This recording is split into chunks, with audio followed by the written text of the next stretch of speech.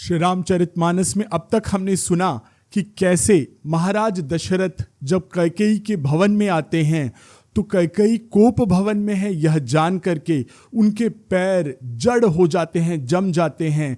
और जब वह कैकेयी के कोप भवन में प्रवेश करते हैं तो कैकेयी अपना रूप दिखा करके, अपना त्रिया चरित्र दिखा करके उनसे 2 वर मांग लेती है, जिनमें भरत जी का राज्याभिषेक और श्री राम को 14 वर्ष का वनवास।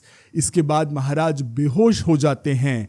आइए अब आगे की कथा सुनते हैं। आगे दिखी जरत ऋषि भारी, मनहु रोष तरवारी उघारी, मुठी कुबुद्धि धार निठुराई, धरी कुबरी सान बनाई। प्रचंड क्रोध से जलती हुई कैकेयी सामने इस प्रकार दिखाई पड़ती है मानो क्रोध रूपी तलवार म्यान के बाहर नंगी खड़ी हो। कुबुद्धि उस तलवार की मूठ है और निष्ठुरता धार है, और वह कुबरी मंथरा रूपी सान पर धरकर तेज की हुई है। लखी महीप कराल कठोरा, सत्य की जीवनु लेहि मोरा, बोले राव कठिन करी छाती, बानी सबिनयता सुसोहाती। राजा ने देखा कि यह तलवार बड़ी ही भयानक और कठोर है और सोचा क्या सत्य ही यह मेरा जीवन लेगी। राजा अपनी छाती कड़ी करके बहुत ही नम्रता के साथ उसे यानी कि कैकेयी को प्रिय लगने वाली वाणी में बोले, प्रिया बचन कस कहसी कुभांति, भीर प्रतीति प्रीति करी हाथी, मोरे भरतु राम दुई आखी, सत्य कहूँ करी शंकरु साखी। महाराज दशरथ कहते हैं कि हे प्रिय, हे भीरु, विश्वास और प्रेम को नष्ट करके ऐसी बुरी तरह के वचन कैसे कह रही हो। मेरे तो भरत और श्री रामचंद्र ये 2 आंखें हैं। मैं यह शंकर जी को साक्षी रखकर सत्य कहता हूँ। अवसी दूत मैं पठई विप्राता, एहि बेगी सुनत दो भ्राता, सुदिन सोधि सबु साजु सजाई, देऊ भरतु कहूँ राजू बजाई। दशरथ जी कहते हैं मैं अवश्य ही सवेरे ही दूत भेजूंगा। दोनों भाई यानी भरत और शत्रुघ्न सुनते ही तुरंत आ जाएंगे। अच्छा दिन शुभ मुहूर्त ढूंढकर सब तैयारी करके डंका बजाकर मैं भरत को राज्य दे दूंगा। लोभु न राम ही राजु कर, बहुत भरत पर प्रीति, मैं बड़ छोट विचारी जिया, करत रहूं नृप नीति। दशरथ जी कहते हैं राम को राज्य का लोभ नहीं है और भरत पर उनका बड़ा ही प्रेम है।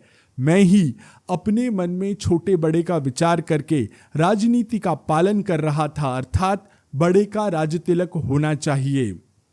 राम सपथ सत कहूँ सुभाऊ, राम मातु कछु कहेऊ न काऊ, मैं सबु कीन्ह तो ही बिनु पूछे, तेहि ते परेऊ मनोरथु झूछे। राम की सौगंध बार बार खाकर मैं स्वभाव से ही कहता हूँ कि राम की माता कौशल्या ने इस विषय में मुझसे कभी कुछ नहीं कहा।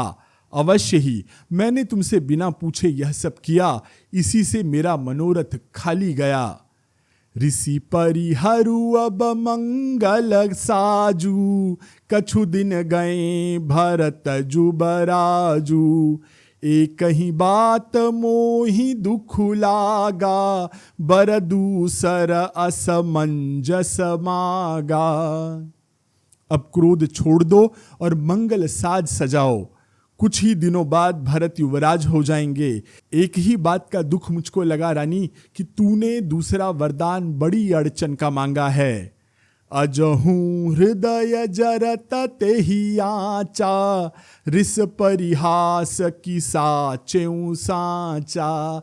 कहूँ तजिरो सुराम अपराधु, सबको कहई राम सुठी साधु। उसकी आंच से अब भी मेरा हृदय जल रहा है। यह मजाक में, क्रोध में या सचमुच ही वास्तव में कहा है? क्रोध को त्याग कर राम का अपराध तो बताओ। सब कोई तो कहते हैं कि राम बड़े साधु हैं। तू सराहसी करसी सनेहु, अब सुनि मोहि भयउ संदेहु। जासु सुभाउ अरिहि अनुकूला, सो किमि करिहि मातु प्रतिकूला। तू स्वयं भी रानी राम की सराहना करती और उन पर स्नेह किया करती थी। अब यह सुनकर मुझे संदेह हो गया है कि तुम्हारी प्रशंसा और स्नेह सच्चा था या झूठा। जिसका स्वभाव शत्रु को भी अनुकूल है, वह माता के प्रतिकूल आचरण क्यों करेगा? प्रिया हास ऋषि परिहरहि, मागु विचारी विवेकु। जेहि देखऊं अब नयन भरी, भरत राज अभिषेकु। हे प्रिय, हंसी और क्रोध छोड़ दे और विवेक यानी कि उचित अनुचित का विचार करके वर मांग, जिससे अब मैं नेत्र भरकर भरत का राज्याभिषेक होता देख सकूं। जिये मीन बरुबारी बिहीना, मनि बिनु फनी कु जिये दुख दीना। कहऊँ सुभाउ न छलु मन माही, जीवन मोर राम बिनु नाही। मछली चाहे बिना पानी के जीती रहे और सांप चाहे बिना मणि के दीन दुखी होकर जीता रहे, परंतु मैं स्वभाव से ही कहता हूं कि मन में जरा भी छल रखकर नहीं कि मेरा जीवन राम के बिना नहीं है। समूझी देखु जिय प्रिया प्रवीणा, जीवन राम दरस आधीना। सुनि मृदु बचन कुमति अति जरई, मनहु अनल आहुति घृत परई। हे चतुर प्रिय, जी में समझ करके, मन में समझ करके देख कि मेरा जीवन श्री राम के दर्शन के अधीन है। राजा के कोमल वचन सुनकर दुर्बुद्धि कैकेयी अत्यंत जल उठी, मानो अग्नि में घी की आहुति पड़ रही है। कहई करहु कि न कोटि उपाया, इहा न लागिहि राउरी माया। देहु कि लेहु अजसु करि नाही, मोहि न बहुत प्रपंच सोहाई। कैकेयी कहती हैं, आप करोड़ों उपाय क्यों न करें, यहां आपकी माया, आपकी चालबाजी नहीं चलेगी। या तो मैंने जो मांगा है सो दीजिए, नहीं तो ना कहकर अपयश ले लीजिए। मुझे बहुत प्रपंच, बहुत बखेड़े नहीं सुहाते, नहीं अच्छे लगते। रामु साधु तुम साधु सयाने, राम मातु भली सब पहिचाने। जस कौशिला मोर भलता का, तस फल उनहि देऊं करि साका। कैकेयी कहती हैं कि राम साधु हैं, आप सयाने साधु हैं और राम की माता भी बड़ी भली हैं। मैंने सबको पहचान लिया है। कौशल्या ने मेरा जैसा भला चाहा है, मैं भी साका करके यानी याद रखने योग्य वैसा ही उन्हें फल दूंगी। होत प्रातु मुनि बेश धरी, जौन राम बन जाहि। मोर मरनु राउर अजस, नृप समुझिय मन माहि। कैकेयी कहती हैं कि सवेरा होते ही मुनि का वेश धारण करके यदि राम वन को नहीं जाते तो हे राजन, मैंने मन में निश्चय कर लिया है, समझ लीजिए कि मेरा मरना होगा और आपका अपयश होगा। अस कहीं कुटिल भई उठी ठाढ़ी, मानहु रोष तरंगिनी बाढ़ी। पाप प्रहार प्रगट भई सोई, भरी क्रोध जल जाई न जोई। ऐसा कहकर कुटिल कैकेयी उठ खड़ी हुई, मानो क्रोध की नदी उमड़ आई हो, उसमें बाढ़ आ गई हो। वह नदी पाप रूपी पहाड़ के जैसी प्रकट हो रही थी और क्रोध रूपी जल से भरी हुई थी। ऐसी भयानक है कि देखी नहीं जाती। दो बर कूल कठिन हठ धारा, भंवर कुबरी बचन प्रचारा। ढाहत भूप रूप तरुमूला, चली विपत्ति बारिधि अनुकूला। दोनों वरदान उस नदी के दो किनारे हैं। कैकेयी का कठिन हठ ही उसकी तेज तीव्र धारा है और कुबरी मंथरा के वचनों की प्रेरणा ही उसके बीच में पड़ने वाली भंवर। वह क्रोध रूपी नदी राजा दशरथ रूपी वृक्ष को जड़ मूल से ढहाती हुई विपत्ति रूपी समुद्र की ओर सीधी चली जा रही है।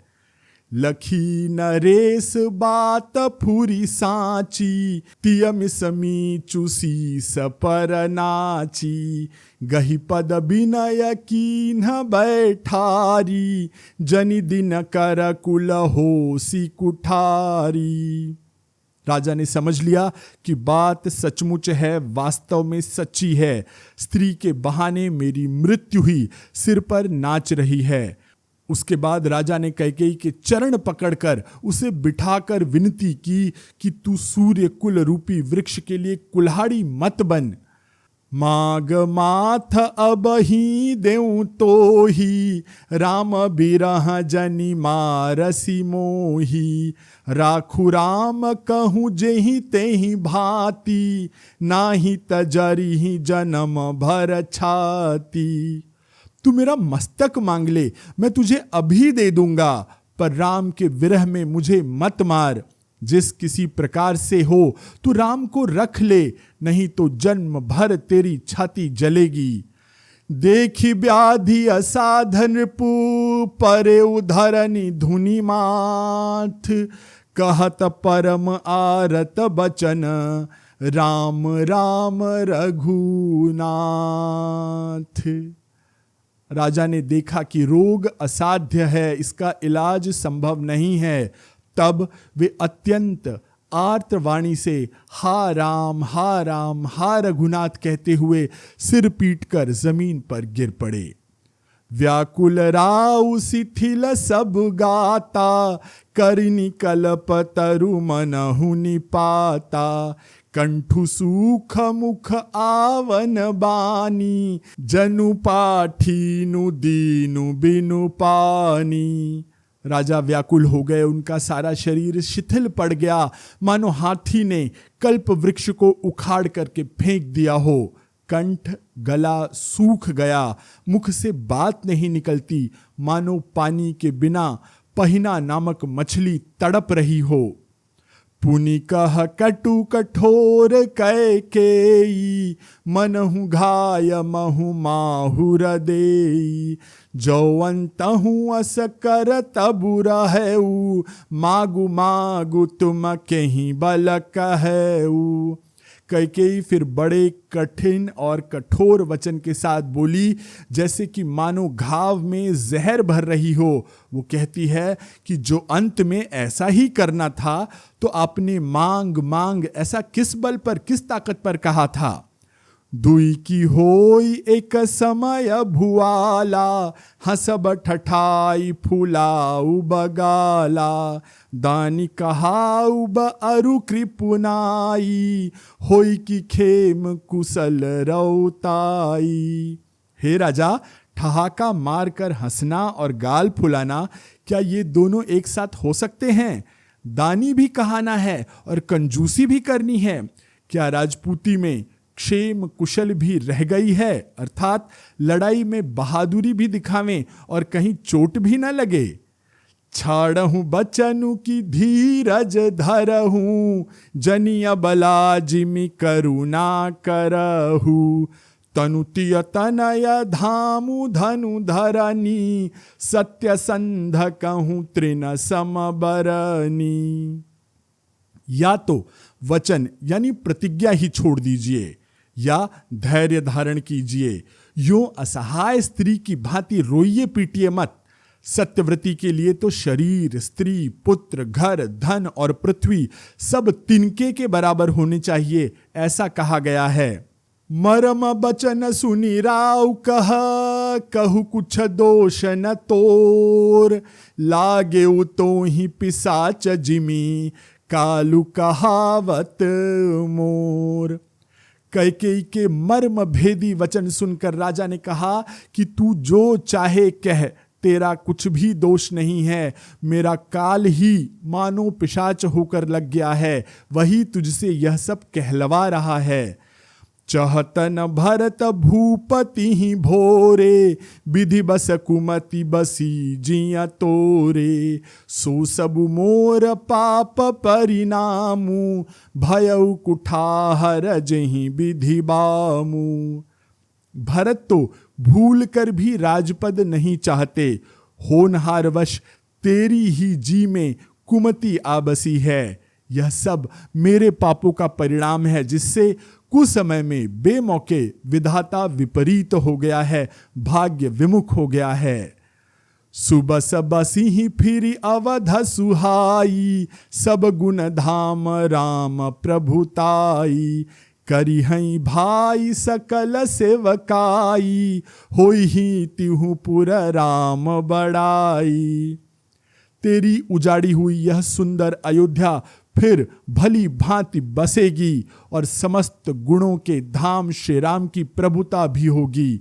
सब भाई उनकी सेवा करेंगे और तीनों लोकों में श्री राम की बड़ाई होगी। तोर कलंक मोर पछिताऊ, मुएहु न मिटहि न जाई काऊ। अब तो ही नीक लाग करु सोई, लोचन ओट बैठु महु गोई। केवल तेरा कलंक और मेरा पछतावा मरने पर भी नहीं मिटेगा, यह किसी तरह से नहीं जाएगा। अब तुझे जो अच्छा लगे वो कर, मुंह छिपाकर मेरी आंखों के ओट में जाकर के बैठ जा, यानी मेरे सामने से हट जा, मुझे मुंह मत दिखा। जब लगी जियों कहूं कर जोरी, तब लगी जनी कछु कहसी बहोरी। फिरी पछी तय हसी अंतय भागी, मारसी गाई नहारू लागी। दशरथ जी कहते हैं कि मैं हाथ जोड़कर कहता हूं कि जब तक मैं जीता हूं तब तक फिर कुछ मत कहना, अर्थात मुझसे बात मत करना। अरे अभागिन, फिर तू अंत में पछताएगी जो तू नाहरू अर्थात तांत के लिए गाय को मार रही है। परेउराव कही कोटि विधि, काहे करसी निदानु। कपट सयानी न कहती कछु, जागति मनहु मसान। राजा करोड़ों प्रकार से बहुत तरह से समझाकर और यह कहकर कि तू क्यों सर्वनाश कर रही है, पृथ्वी पर जमीन पर गिर पड़े। पर कपट करने में चतुर कैकेयी कुछ नहीं बोलती है, मानो मौन होकर मसान शमशान जगा रही हो और प्रेत मंत्र को सिद्ध कर रही हो। राम राम रट बिकल भुआलू, जनु बिनु पंख बिहंग बेहालू। हृदय मनाव भोरु जनि होई, राम ही जाई कहे जनि कोई। राजा राम राम रट रहे हैं और ऐसे व्याकुल हैं जैसे कोई पक्षी पंख के बिना बेहाल हो। वे अपने हृदय में मनाते हैं कि सवेरा न हो और कोई जाकर श्री राम से यह बात कह न दे। उदऊ करऊ जनि रवि रघुकुल गुर, अवध बिलो की सूल सोई ही उर। भूप प्रीति कै कई कठिनाई, उभय अवधि विधि रची बनाई। हे रघुकुल के गुरु, बड़ेरे मूल पुरुष सूर्य भगवान, आप अपना उदय न करें। अयोध्या को बेहाल देखकर आपके हृदय में बड़ी पीड़ा होगी। राजा की प्रीति और कैकेयी की निष्ठुरता दोनों को ब्रह्मा ने सीमा तक रच करके बनाया है, अर्थात राजा प्रेम की सीमा है और कैकेयी निष्ठुरता की सीमा है।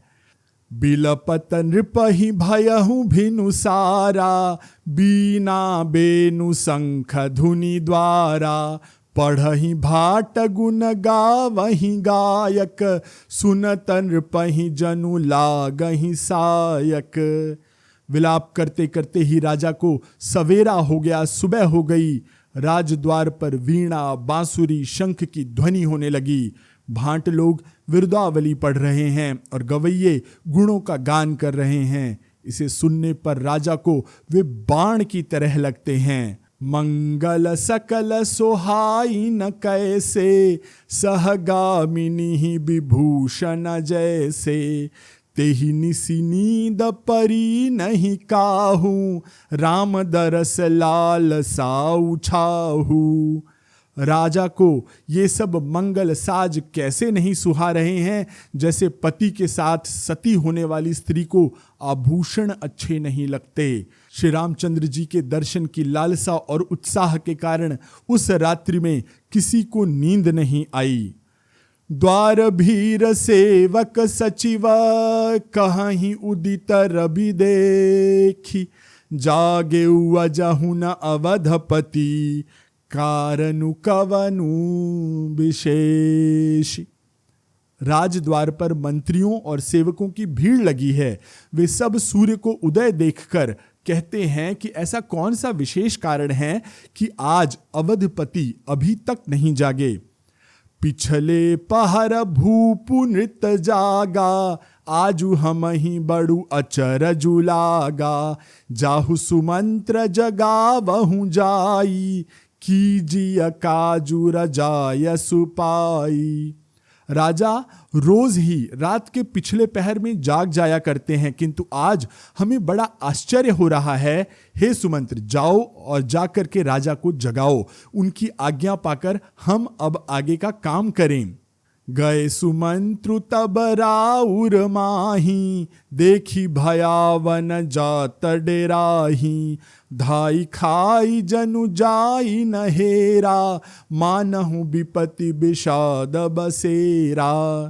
तब सुमंत्र रावले अर्थात कि राजमहल में गए, पर महल को भयानक देखकर वे जाते हुए डर रहे हैं। ऐसा लगता है मानो दौड़कर काट खाएगा। उसकी ओर देखा भी नहीं जाता, मानो विपत्ति और विषाद ने वहां पर डेरा जमा रखा है।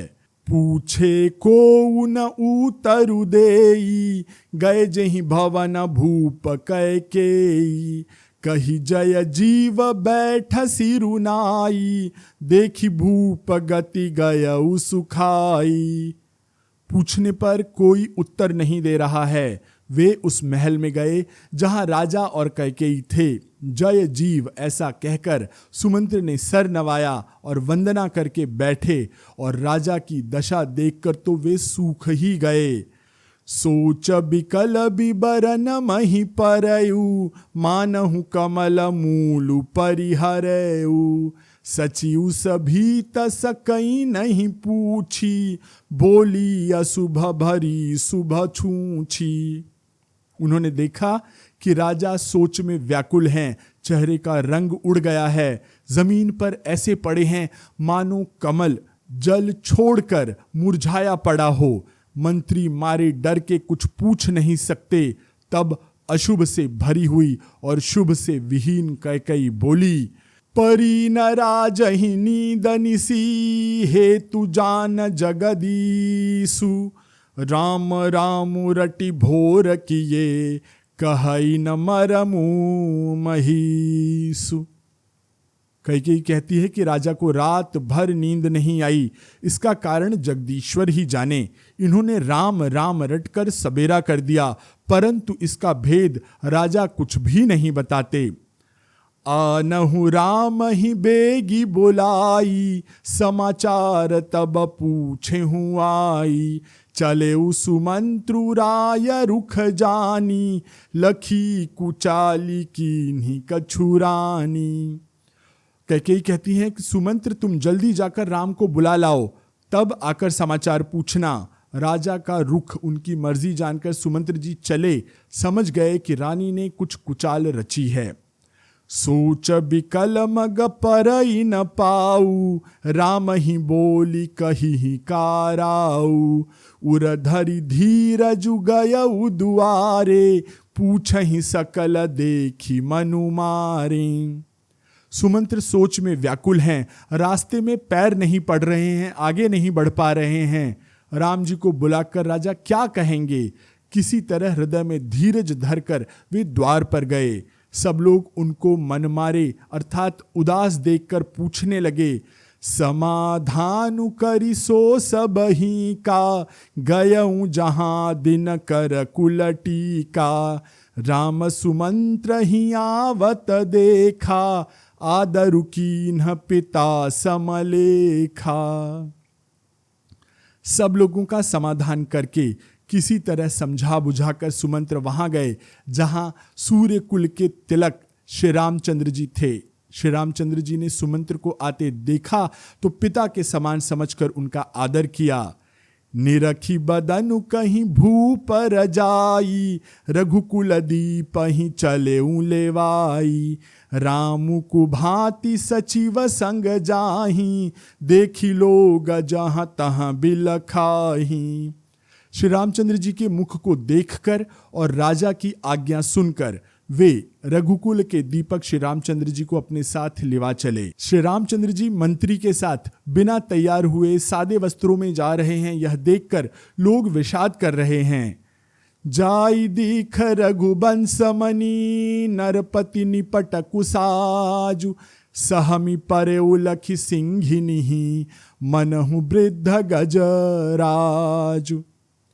रघुवंशमणि श्री रामचंद्र जी ने जाकर के देखा कि राजा अत्यंत बुरी हालत में पड़े हैं, मानो सिंहिनी को देखकर कोई बूढ़ा गजराज सहम करके गिर पड़ा हो।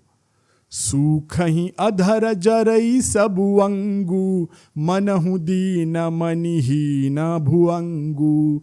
सरुष समीप दीखि कैकेयी, मानहु मीचु घरी गनिलेई। राजा के ओठ सूख रहे हैं और सारा शरीर जल रहा है, मानो मणि के बिना सांप दुखी हो रहा हो। पास ही क्रोध में भरी कैकेयी को देखा, मानो साक्षात मृत्यु बैठी हो। राजा के जीवन की अंतिम घड़ियां वो गिन रही है। करुणामय मृदु राम सुभाऊ, प्रथम दीख दुख सुना न काऊ। तदपि धीर धरि समय विचारी, पूछी मधुर बचन महतारी। श्री रामचंद्र जी का स्वभाव कोमल और करुणामय है। उन्होंने अपने जीवन में पहली बार यह दुख देखा है। इससे पहले कभी उन्होंने दुख का नाम नहीं सुना था। तो भी समय का विचार करके हृदय में धीरज धरकर उन्होंने मीठे वचनों में माता कैकेयी से पूछा, मुहि कहु मातु तातु दुख कारण, करिय जतन जेहि होई निवारण। सुनहु राम सबु कारनु एहु, राजहि तुम पर बहुत स्नेहु।